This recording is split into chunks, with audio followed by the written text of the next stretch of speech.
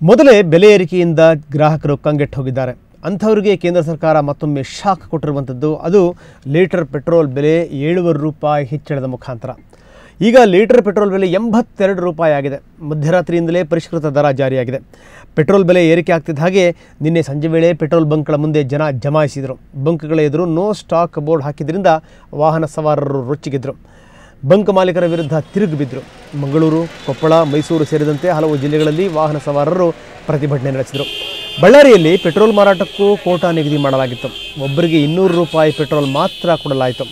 ಮಧ್ಯರಾತ್ರಿಯ ನಂತರ ಪರಿಷ್ಕೃತ ದರ ಜಾರಿಯಾಗಿದ್ದು ಗ್ರಾಹಕರು ಪೆಟ್ರೋಲ್ ಬೆಲೆ ಏರಿಕೆ ವಿರುದ್ಧ ನಿಜಕ್ಕೂ ತಿರುಗಿ ಬಿದ್ದಿದ್ದಾರೆ.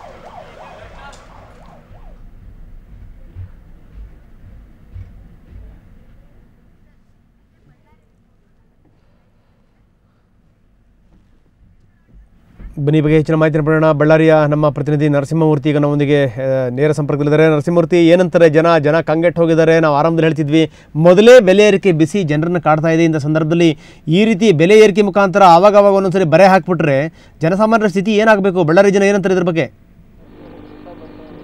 ಹೌದು ರಂಗನಾಥ್, ಈಗಾಗಲೇ ಏನಂತಂದ್ರೆ ಬೆಲೆ ಏರಿಕೆ ಮತ್ತು ಬರಗಾಲದ ಎರಡು ಹಿನ್ನೆಲೆ ಜನ ತತ್ತರಿಸಿ ಹೋಗಿದ್ದಾರೆ. ಕಳೆದ ಒಂದು ವರ್ಷದಿಂದನೂ ಕೂಡ ಬರಗಾಲ ಇದ್ರೂ ಕೂಡ ರಾಜಕೀಯ ಪ್ರತಿನಿಧಿಗಳ ಚೆಲ್ಲಾಟ ಮತ್ತು ಇಲ್ಲಿ ಪ್ರತಿಯೊಂದು ವಸ್ತುವಿನ ಬೆಲೆ ಏರಿಕೆಯಿಂದ ತತ್ತರಿಸುವಂತ ಜನರಿಗೆ ನಿನ್ನೆ ನಿಜವಾಗ್ಲೂ ಕೂಡ ಗಾಯದ ಮೇಲೆ ಬರೆ ಎಳೆದಂತ ಪರಿಸ್ಥಿತಿ ಆಗಿದೆ. ಇಲ್ಲಿ ಕೂಡ ಸಾಕಷ್ಟು ಜನ ನಿನ್ನೆ ರಾತ್ರಿ ಪೆಟ್ರೋಲ್ ಬಂಕ್ ಮುಂದೆ ಸಾವಿರಾರು ಜನ ನಿಂತರು. ಆದರೆ ಪೆಟ್ರೋಲ್ ಬಂಕ್ ಮಾಲೀಕರು ಮಾತ್ರ ಕೇವಲ 200 ರೂಪಾಯಿ, ಒಂದು ವಾಹನಕ್ಕೆ 200 ರೂಪಾಯಿದಂತೆ ಹಾಕಿ ಅಲ್ಲಿಗೆ ಕೆಲವು ಜನರ ಸಮಾಧಾನ ಪಡಿಸಿದ್ರು. ಇಲ್ಲಿ ಕೂಡ ಕೆಲವು ಜನರು ನಮ್ಮ ಜೊತೆ ಇದ್ದಾರೆ. ರಂಗನಾಥ್, ಕೇಳಿ ಅವ್ರು ಹೇಳ್ತಾರೆ, ಸರ್ ಮತ್ತೆ ಪೆಟ್ರೋಲ್ ಬೆಲೆ ಜಾಸ್ತಿಗೆ ಈ ಬಗ್ಗೆ ತಾವೇನು ಹೇಳ್ತೀರಾ? ಇದನ್ನು ತೀವ್ರ ಖಂಡಿಸ್ತೀವಿ ಸರ್. ಯಾಕೆಂದ್ರೆ ಇದು ಏನು ಹೇಳ್ಬೇಕಂತಂದ್ರೆ ವರ್ಷದಲ್ಲಿ 6 ಬಾರಿ ಈ ತರ ಏರ್ಸ್ಕೊಂತ ಹೋಗಿದ್ರೆ ಮುಂದೆ 100 ಗಡಿ ದಾಟುವ ಸಮಸ್ಯೆ ಆಗ್ತದೆ. ಬಂದ ಸರ್ಕಾರ 3 ವರ್ಷದಲ್ಲಿ ಇಷ್ಟು ಬಾರಿ ಏರ್ಸ್ತಾ ಹೋಗ್ತಾ ಇದ್ದಾರೆ. ಮುಂದೆ ಸಾಮಾನ್ಯ ಜನರು ಹೇಗೆ ಇದು ಮಾಡಬೇಕು? ಈಗ ಇದೊಂದು ಹಗಲು ದರೋಡೆಯನ್ನು ನಾನು ಹೇಳುತ್ತಿದ್ದೇನೆ ಸರ್.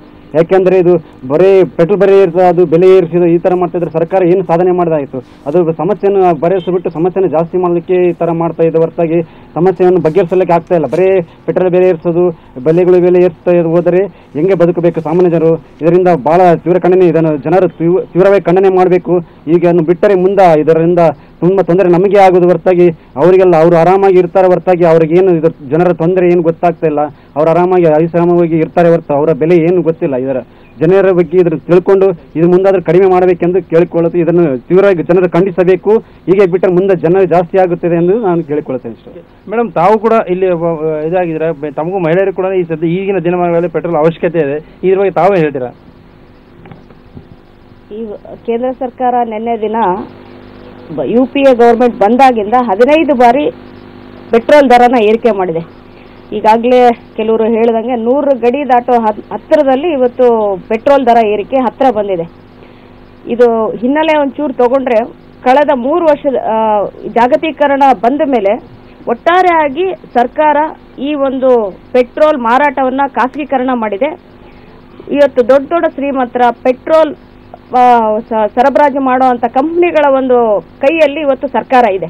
ಇದರಿಂದಾಗಿ ಇವತ್ತು ಜನಗಳ ಮೇಲೆ ಈ ಒಂದು ಹೊರೆನಾಗ್ತಾ ಇದ್ದಾರೆ. ಸಂಪೂರ್ಣವಾಗಿ ಪ್ರೈವೇಟೈಸ್ ಮಾಡಕ್ಕೆ ಹೊರಟಿದ್ದಾರೆ. ಇದರ ಹಿನ್ನೆಲೆಯಲ್ಲಿ ಪ್ರತಿ ಬಾರಿ ಏರಿಕೆ ಆಗ್ತಾ ಇರೋದು. ಇನ್ನೊಂದು ಕಡೆ ಇವತ್ತು ಡಾಲರ್ ಬೆಲೆ ಮುಂದೆ ರೂಪಾಯಿ ಬೆಲೆ ಕುಸಿತ ಆಗಿದೆ ಅನ್ನುವಂಥದ್ದು ಹೇಳ್ತಾ ಇದ್ದಾರೆ. ಇದು ಏನ್ ತೋರಿಸ್ಕೊಡ್ತಾ ಇದೆ ಅಂತಂದ್ರೆ ಇರುವಂತ ಈ ವ್ಯವಸ್ಥೆ, ಬಂಡವಾಳಶಾಹಿ ವ್ಯವಸ್ಥೆ ಸಂಪೂರ್ಣವಾಗಿ ಸತ್ತೋಗಿದೆ. ಇನ್ನು ಮುಂದೆ ಉಳಿಗಾಲ ಇಲ್ಲ. ಇದನ್ನ ಬದುಕಿಸ್ಕೊಳ್ಳೋದಕ್ಕಾಗಿ ಇವತ್ತು ಮಾಡ್ತಾ ಇರುವಂತ ಈ ನೀತಿಗಳಿದು. ಇವತ್ತು ಸರ್ಕಾರ ಇಂಥ ಒಂದು ಬಂಡವಾಳಶಾಹಿ ಪರ ನೀತಿಗಳನ್ನ ಕೈ ಬಿಡಬೇಕು, ಜನಪರ ನೀತಿನ ತರಬೇಕು. ಇಲ್ಲದೆ ಹೋದ್ರೆ ಇಡೀ ದೇಶದಾದ್ಯಂತ ಇದ್ರ ವಿರುದ್ಧ ಜನಗಳು ಸಿಡಿದೇಳುವಂತ ದಿನಗಳು ಮುಂದೆ ಬರಬೇಕಾಗುತ್ತೆ. ಅದೇ ನಿಟ್ಟಿನಲ್ಲಿ ಜನ ಕೂಡ ಈ ಒಂದು ನೀತಿಗಳನ್ನ ವಿರೋಧಿಸೋದಕ್ಕಾಗಿ ಸಿಡಿದೇಳಬೇಕು, ಬೀದಿಗೆ ಬರಬೇಕು. ಆಗ್ಲೇನೆ ಇಂಥ ಸರ್ಕಾರಕ್ಕೆ ಬುದ್ಧಿ ಕಲ್ಸಕ್ ಸಾಧ್ಯ. ಈಗಾಗಲೇ ನೀವು ಹೇಳಿದಂಗೆ ಬರ ಇದೆ, ಬೆಲೆ ಏರಿಕೆ ಇದೆ. ಪೆಟ್ರೋಲ್ ಬೆಲೆ ಏರಿಕೆ ಆಯ್ತು ಅಂತಂದ್ರೆ ಪ್ರತಿ ಒಂದು ವಸ್ತುಗಳು, ಅಗತ್ಯ ವಸ್ತುಗಳ ಬೆಲೆ ಏರಿಕೆ ಆಗುತ್ತೆ. ಬರೀ ಮಹಿಳೆಯರಲ್ಲ, ಇಡೀ ಒಂದು ಸಾಮಾನ್ಯ ಜನರು ಕೂಡ ಇವತ್ತು ಬದುಕಕ್ಕಾಗಲ್ಲ. ಅಲ್ಟಿಮೇಟ್ ಆಗಿ ಹೆಣ್ಮಕ್ಳು ಇದಕ್ಕೆ ಹೆಚ್ಚು ಬಲಿ ಆಗ್ತಾರೆ. ಯಾಕಂದ್ರೆ ಕೊಡೋ ದುಡ್ಡಲ್ಲೇನೆ ನೀವು ಸಂಸಾರ ನಿಭಾಯಿಸಬೇಕು ಅಂತ ಹೇಳ್ತಾರೆ. ದುಬಾರಿ ಪ್ರತಿಯೊಂದು ಆದಾಗ ಹೆಣ್ಮಕ್ಳು ಇಡೀ ಸಂಸಾರನ ನಿರ್ವಹಣೆ ಮಾಡಕ್ಕಾಗಲ್ಲ. ಇದು ನೇರವಾಗಿ ಹೆಣ್ಮಕ್ಳಿಗೂ ತಟ್ಟುತ್ತೆ, ಸಾಮಾನ್ಯ ಜನರಿಗೂ ತಟ್ಟುತ್ತೆ. ಈ ನೀತಿನ ಕೈ ಬಿಡಬೇಕು ಅನ್ನೋದು ಜನಗಳ ಆಗ್ರಹ. ಸರ್, ಈ ಬಗ್ಗೆ ತಾವು ಕೂಡ ಏನು ಹೇಳ್ತೀರಾ? ತಾವು ಕೂಡ ಇಲ್ಲಿ ಪ್ರತಿದಿನ ವ್ಯವಹಾರ ಮಾಡ್ತೀರಾ, ತಾವು ಒಬ್ಬ ಬಿಸ್ನೆಸ್ ಮ್ಯಾನ್. ಈ ಬಗ್ಗೆ ತಾವೇ ಹೇಳ್ತೀರಾ ಸರ್? ಇದೇನು ಪೆಟ್ರೋಲ್ ಬೆಲೆ ಏರಿಸಿದ್ದಾರೆ, ಖಂಡಿತವಾಗಿ ಇದೊಂದು ಖಂಡನೀಯ.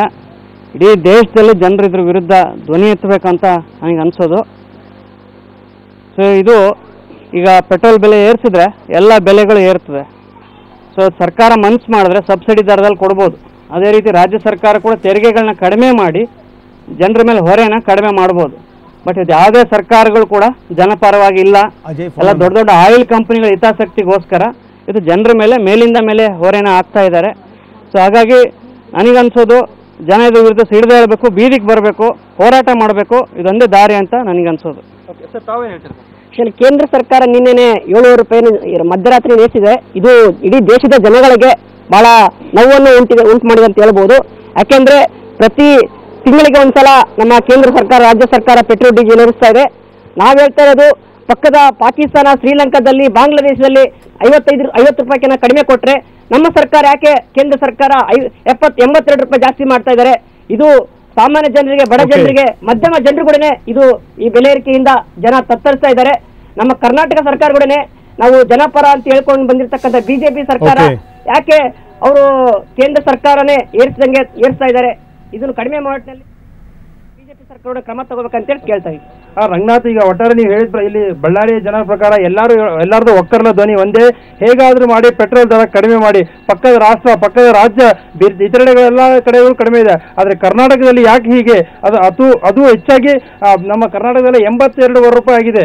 ಒಟ್ಟಾರೆ ಹೇಳಬೇಕಂದ್ರೆ ಇಲ್ಲಿ ಜನ ಬೆಲೆ ಏರಿಕೆ, ಬರಗಾಲದ ತತ್ತರಿಸುವಂತ ಜನರಿಗೆ ಇದು ಕರ್ನಾಟಕ ಸರ್ಕಾರವಾದ್ರೂ ಕೂಡ ಇದರ ತೆರಿಗೆಯನ್ನು ಕಡಿಮೆ ಮಾಡಿ ಜನರಿಗೆ ಕಡಿಮೆ ದರದಲ್ಲಿ ಪೆಟ್ರೋಲ್ ಒದಗಿಸಬೇಕನ್ನೋದು ಸಾರ್ವಜನಿಕ ಒಕ್ಕರ್ನ ಒಂದು ಧ್ವನಿಯಾಗಿದೆ. ರಂಗನಾಥ್, ನರಸಿಂಹಮೂರ್ತಿ, ತಮ್ಮೆಲ್ಲ ಮಾಹಿತಿಗೆ ಧನ್ಯವಾದಗಳು. ಜೊತೆಗೆ ಜನಸಾಮಾನ್ಯರು ಕೂಡ ಮಾತಾಡಿದ್ರು, ಜನ ಎಷ್ಟು ಬೇಸತ್ತು ಹೋಗಿದ್ದಾರೆ ಅನ್ನುವಂಥದ್ದು. 10-15 ಸರಿ ಮಾಡಿಬಿಟ್ರೆ UPA ಸರ್ಕಾರ ಬಂದಾದ್ಮೇಲೆ 3 ವರ್ಷಕ್ಕೆ ಇಷ್ಟು ಬಾರಿ ಆಗಿಬಿಟ್ರೆ ಮುಂದೆ ಗತಿ ಏನು ಅನ್ನುವಂಥದ್ದು. ಯಾಕಂದರೆ ಬೇರೆ ಬೇರೆ ಬಡ ರಾಷ್ಟ್ರಗಳೆಲ್ಲ ಕಡಿಮೆ ಬೆಲೆಯಲ್ಲಿ ಕೊಡ್ತಿರುವಂಥ ಸಂದರ್ಭದಲ್ಲಿ ನಮಗೆ ಯಾಕೆ ಇಷ್ಟೊಂದು ಬರೆ ಹಾಕ್ತೀರಿ ಅನ್ನುವಂಥದ್ದು ಇವ್ರ ಪ್ರಶ್ನೆ. ಇದೆಲ್ಲದ್ರ ಜೊತೆಗೆ ಒಂದು ಒಳ್ಳೆ ಪಾಯಿಂಟ್ ಕೂಡ ಬಂತು. ಕರ್ನಾಟಕ ಏನು ಸೆಸ್ಸನ್ನು ಹಾಕುತ್ತೆ, ಆ ಸೆಸ್ಸಿಗೆ ಒಂದಷ್ಟು ವಿನಾಯಿತಿನ ಕೊಟ್ಟರೆ ಬಹುಶಃ ಒಂದಷ್ಟು ಕಡಿಮೆ ಬೆಲೆಯಲ್ಲಿ ಕೊಡ್ಬೋದೇನೋ, ಒಂದು 3-4 ರೂಪಾಯಿ ಕಡಿಮೆ ಆದರೂ ಆಗ್ಬೋದೇನೋ. ಅಟ್ಲೀಸ್ಟ್ ಈ ಮುಖಾಂತರನಾದರೂ ಜನರ ಕೈ ಹಿಡಿಬೇಕು ಕರ್ನಾಟಕ ಸರ್ಕಾರ ಅನ್ನುವಂಥದ್ದು.